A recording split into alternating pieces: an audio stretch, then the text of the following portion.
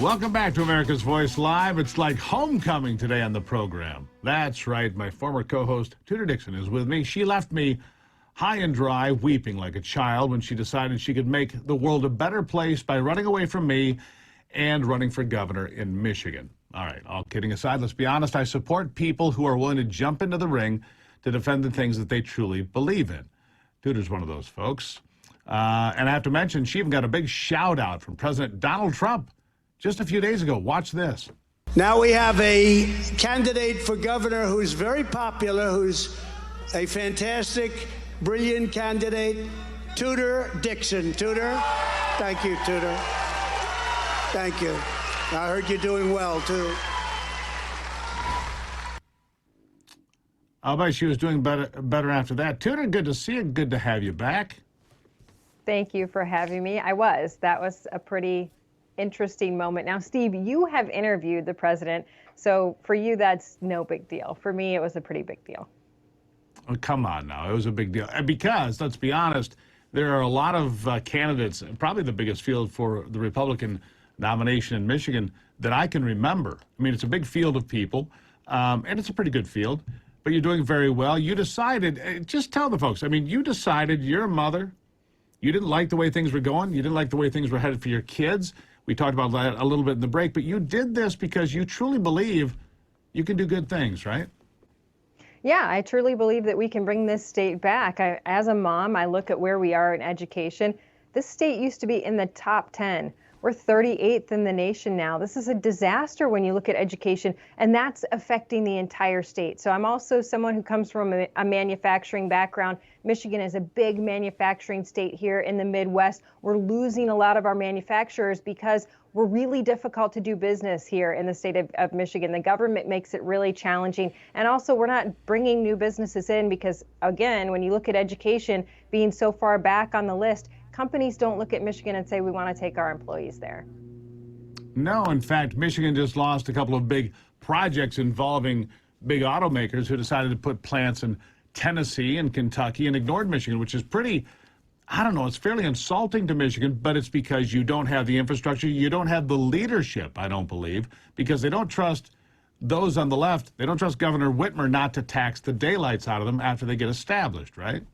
Well, and she's also not involved in the discussion process, which she came out and said. She said, I think we didn't know Ford was leaving. I think we didn't know she's the chief executive officer of the state. She doesn't know what's going on. So it goes beyond she's going to tax them. She will. She'll make it very difficult to do business here, but she's not even courting them. She's not even having a relationship with them. That's where we are in the state, that our legacy industry is being ignored by the person who should be most concerned with it.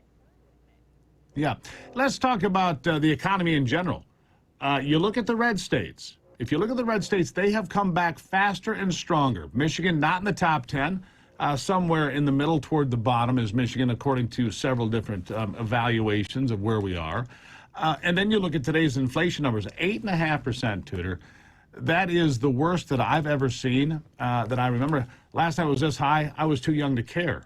Now I care. It is jaw-dropping. 8.5% year over year, 14.4% on an annualized basis. These are numbers that are not sustainable. Not for Michigan families, not for American families.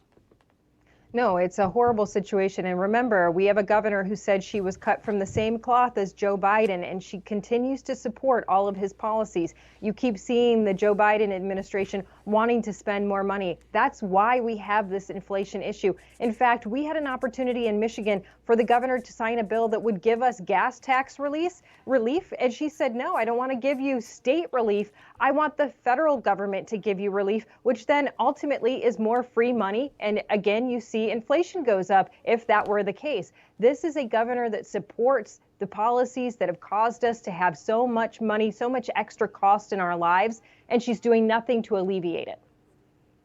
So what's it going to take for you to win? What are the things that you're hearing? Okay, you hear about the economy, I'm sure. You hear about educational issues, because for some reason the Democrats still think that they're your kids' parents, not you. I mean, and they didn't get the message out of Virginia, apparently. They still think that they should be in charge of your kids. But when you talk to the ordinary folks, the middle-class people that the left has forgotten, is it the economy? Is it education? What are the top issues that people really are tuned into? Both of those are very important. Parents right now are very concerned about what they see in schools. Not only Michigan from the standpoint of being so far behind, we just had our literacy exam come out for our third graders. So from kindergarten to third grade, you're learning to read. From then on, you're reading to learn. Our third graders, higher than 50% failed that literacy exam this year. Parents are very concerned about that because our governor in the state of Michigan had the opportunity to have scholarships for these children, and she vetoed it. She's vetoed any option for students to advance.